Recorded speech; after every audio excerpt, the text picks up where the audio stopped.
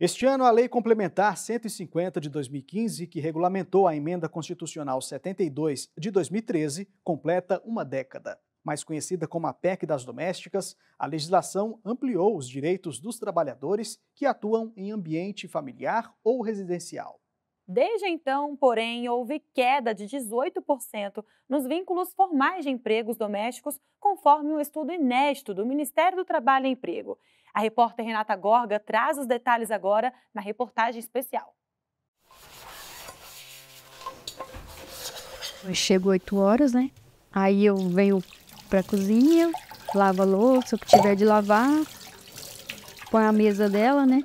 Vou lá pra cima, arrumo as camas, arrumo os quartos. Aí desço, começo a fazer o almoço. Aí faço o almoço, à tarde fico por aqui. Aí tem dias que eu limpo lá em cima, tem dia que eu limpo aqui embaixo, revezando. Esta é Cristiane, de 45 anos. Cris, como é conhecida, trabalha como empregada doméstica há 2 décadas, em uma casa em Brasília, no Distrito Federal. Ela foi indicada para a vaga por Ivan, de 43 anos, que é jardineiro na mesma residência. Como a colega, ele tem a carteira de trabalho assinada, mas não foi sempre assim para nenhum dos dois. Eles começaram a trabalhar quando ainda eram adolescentes. Nas primeiras experiências profissionais, não contaram com direitos trabalhistas.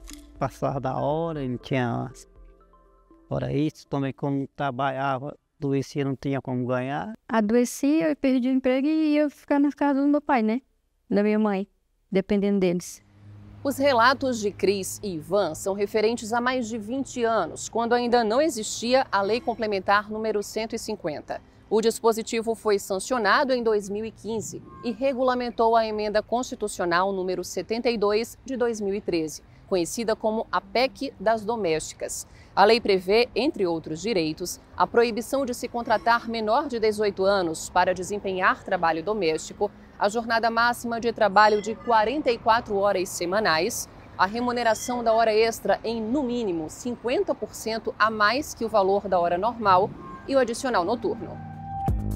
Hoje, Cris e Ivan sabem a importância de ter uma carteira de trabalho assinada. É melhor. Por quê? Porque aí a gente tem direito de férias, tem direito de seguro-desemprego, né? Vale a pena ter carteira? Vale a pena. O que eu acho mais importante da carteira é caso a gente precise, necessidade, né? Se sofrer um acidente, né? Então, pelo dinheiro, se a gente chegar a precisar, né? Como é que vai viver? Aí é um seguro que a gente tem, né? É na casa de Micheline que os dois trabalham. A professora universitária reconhece a diferença que os empregados domésticos fazem na vida de quem os contrata. Porque pensa, uma casa desse tamanho, se eu fosse cuidar sozinha, eu só ia ficar cuidando da casa, né? E eu trabalho o dia inteiro. Então, eu acho que você ter os empregados cadastrados, né, e tendo os direitos deles atendidos, é uma segurança tanto para a gente como para eles, né? Mas 10 anos após a regulamentação da PEC das domésticas, os vínculos formais nesse segmento caíram 18%. Em 2015, o total chegava a 1.600.000 trabalhadores domésticos. Em 2024, houve redução para 1.300.000 vínculos formais, quase 300.000 postos de trabalho doméstico a menos. Os dados são de uma análise inédita do Ministério do Trabalho e Emprego e mostram que essa diminuição aparece em quase todo o país, exceto em Roraima, Tocantins e Mato Grosso.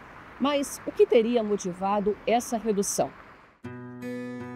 Para o pesquisador da Universidade de Brasília, Gabriel Teles, há 4 razões. A crise econômica que se instalou no Brasil entre 2015 e 2016, os encargos trabalhistas que vieram com a Lei Complementar 150 de 2015, a pandemia de Covid-19 de 2020 a 2023 e a plataformização do trabalho doméstico. Doutor, essa redução, o senhor avalia de que forma? É positiva, é negativa, é neutra? Ela é extremamente negativa. Negativa porque estamos falando de uma classe de trabalhadores extremamente invisibilizada, né? Se pegarmos que desde o início da colonização existe uma divisão racial e sexual do trabalho, a qual na época da escravidão essas mulheres estavam dentro do espaço da unidade familiar, isso até hoje não terminou. Ou seja, o que acontece é que grande parte dessas domésticas vive uma informalidade que está ainda atrelada à própria história brasileira, né? Então, isso implica, portanto, uma não proteção social. O estudo também mostra um perfil dos trabalhadores domésticos que têm vínculos formais. A maioria é formada por mulheres negras com maior grau de instrução e mais idade. Representa que a mulher negra brasileira ela está quase sempre nos últimos estratos sociais. Significa dizer, portanto, que essa divisão racial e sexual é um dos elementos principais que norteiam que essas mulheres estejam em trabalhos precarizados. Grande parte das mulheres negras eram sempre relegadas ao espaço doméstico. A respeito do fato de ela ter um grau mais de instrução, ela está ligado a um elemento que é, primeiro, a melhoria da educação brasileira, mas há também a ideia mesma do desemprego estrutural ou do subemprego que existe no país. Então, em que pese ela esteja mais instruída, né, ela não consegue ainda galgar outras formas de trabalho. Em paralelo a essa redução no número de empregados domésticos com vínculos formais, existe uma parcela de trabalhadores que atuam na informalidade.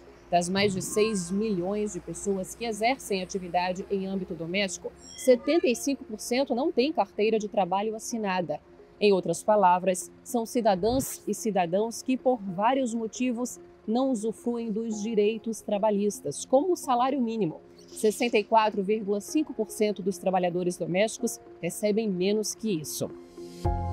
Entre os informais estão trabalhadores diaristas. Inclusive, o número de pessoas nessa condição aumentou. Segundo a Pesquisa Nacional por Amostra por Domicílio, PNAD, de dezembro de 2023, havia 4.600.000 diaristas, 167 mil a mais que em 2019, quando o total chegava a 4.400.000.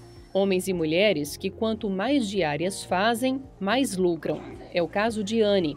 A mineira tem 43 anos. Ela conta que trabalha de segunda a sábado e tem 7 clientes. Se hoje te chamassem para carteira assinada, você iria? Não. Por quê?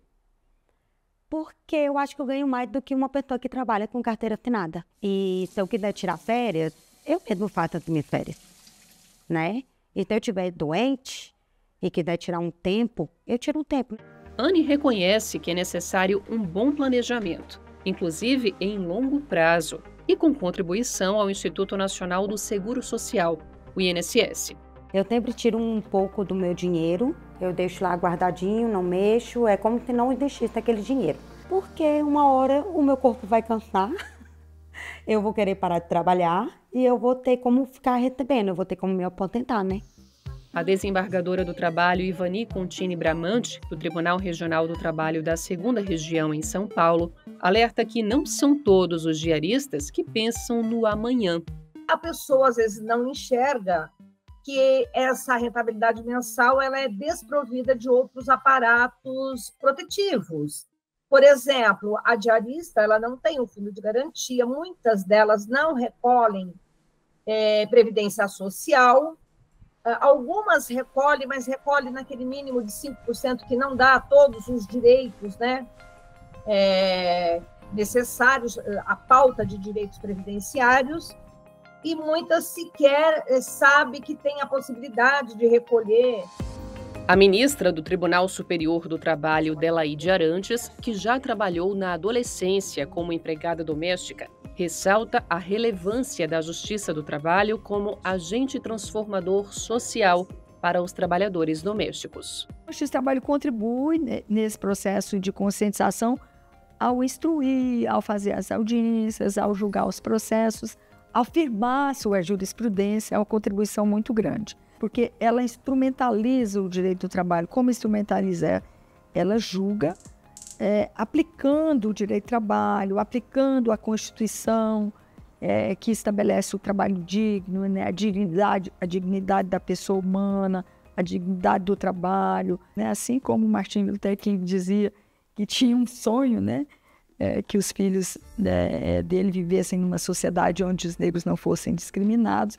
Eu também tenho esse sonho de viver numa sociedade onde os trabalhadores e as trabalhadoras domésticas tenham atingido um alto patamar de igualdade. E Anne, lembra-se dela? A mineira valoriza a importância dos direitos trabalhistas. Ela conta que veio de uma família humilde e que começou a trabalhar aos 10 anos como babá. Ela lembra que não tinha hora para encerrar o expediente e nem sempre conseguia um dia de folga. Mas agora, após uma década como diarista, afirma não se arrepender das escolhas que fez. A maior sensação que eu tenho de prazer é terminar a minha diária e em cada canto ver, cara, eu fiz um bom trabalho. Sim, eu fiz um bom trabalho. Jogar o meu cheirinho, fechar a porta e sair com a consciência tranquila de que eu entreguei o meu melhor.